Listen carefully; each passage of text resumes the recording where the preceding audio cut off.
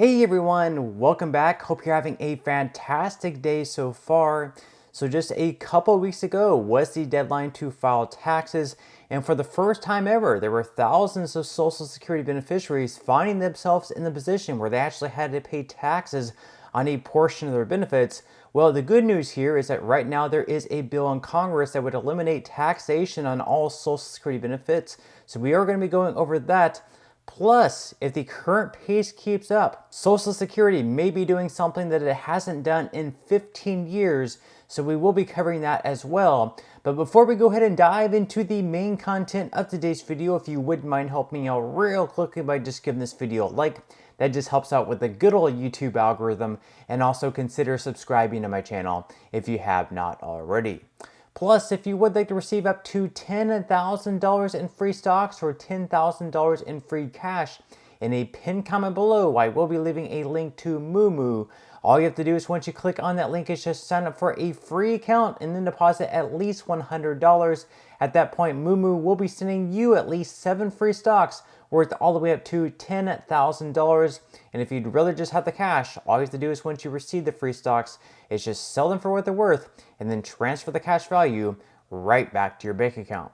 Okay, so diving right into our lead story of today's video, and of course yesterday the Trump trial was up and running once again in Manhattan, and we're going to be going over a takeaway there from the Hill here in this article, and then also giving a quick update which happens to be potentially good news on his Supreme Court hearing about presidential criminal immunity from acts taken while in office. So according to the Hill here, the big question is whether or not there was actually election interference in the covering up or possible covering up of these different acts by Trump before he came in office in 2016, and payments that were made to his lawyer at the time, and Michael Cohen.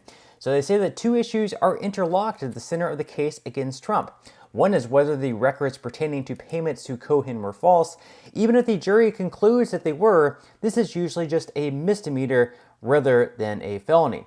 Felony convictions normally depend upon the alleged falsification of business records being part of another crime.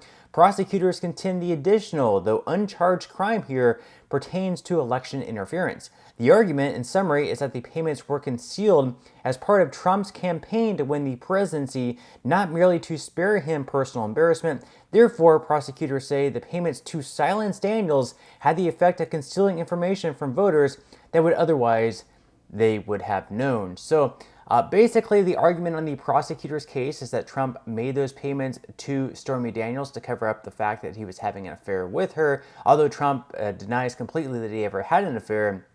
But the prosecuting team is arguing here that Trump's reason for paying Stormy Daniels was so that story would be suppressed, and therefore he would have a better chance of winning the presidential election back in 2016 against Hillary Clinton.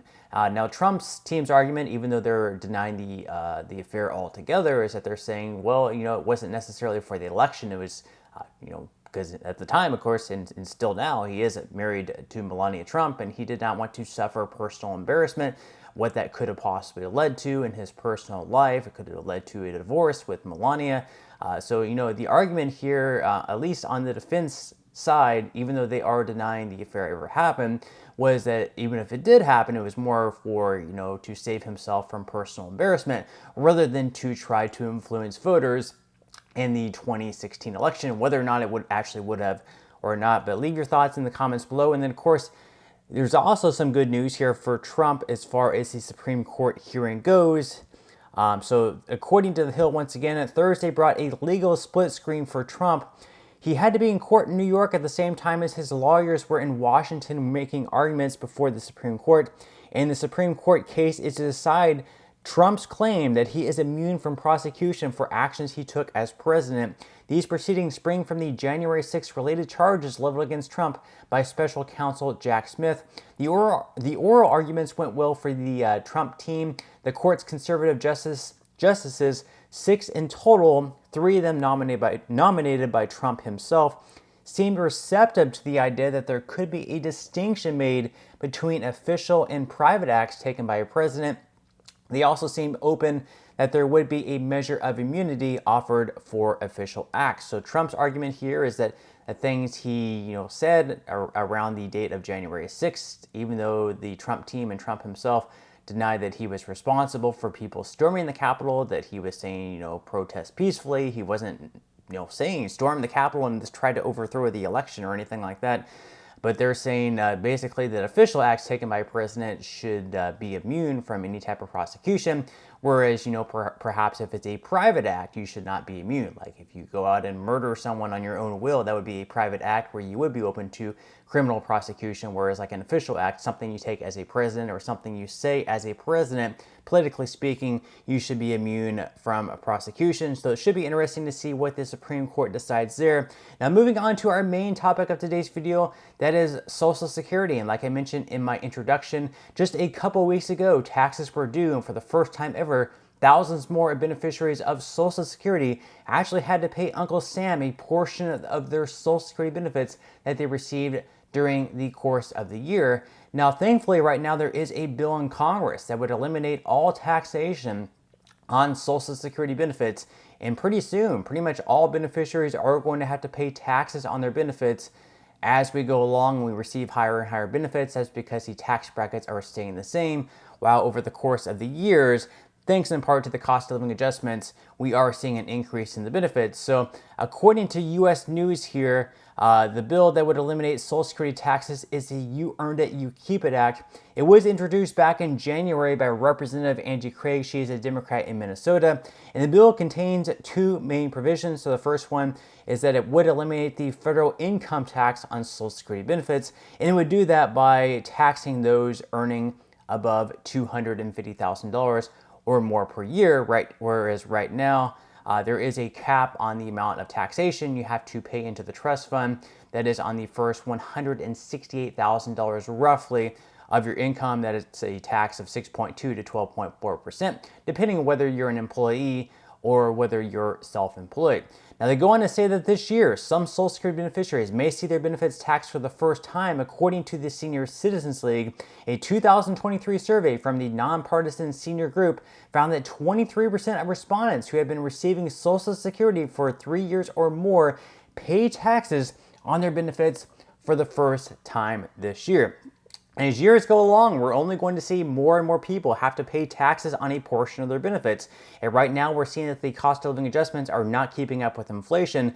So because of these benefits are being taxed, at least a portion of them, obviously, you're going to be, the fact that you're not going to be able to keep the full amount of your benefits because you have to pay them into the federal government in the form of taxation, that's going to make it even harder and harder for beneficiaries of Social Security to get by. And also, next year, for the first time in 15 years, Social Security is about to do something that we haven't seen before. So according to the Motley Fool here, Social Security's COLA is on track to hit a milestone that it has not hit for a very long time. So they say that the exact raise that Social Security retirees are going to get in 2025 has not yet been determined.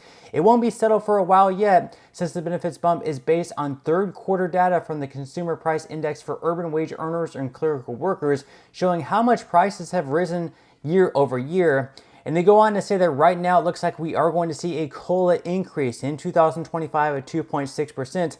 And if that happens, or if TSCL is even close in its projections, something unprecedented will occur. The COLA will be above 2% for the fourth year in a row. So again, we won't know exactly how high the cost of living adjustment will be next year until right around the middle of October. But it looks like right now, unless something drastically changes, that cost of living adjustment once again is going to be about 2%. And this is especially important because 2% is considered kind of the target rate for the Federal Reserve as far as inflation goes. And we're seeing that 4 years in a row now, inflation is higher than the target rate of 2%. So definitely interesting stuff. Once again, we won't know for sure until the middle of October. But until then, I will definitely keep you guys updated. But that's all we have for today's video. I certainly hope you enjoyed and found value out of it. If you did, again, I would greatly appreciate it if you could give this video a like. Consider subscribing to my channel if you have not already.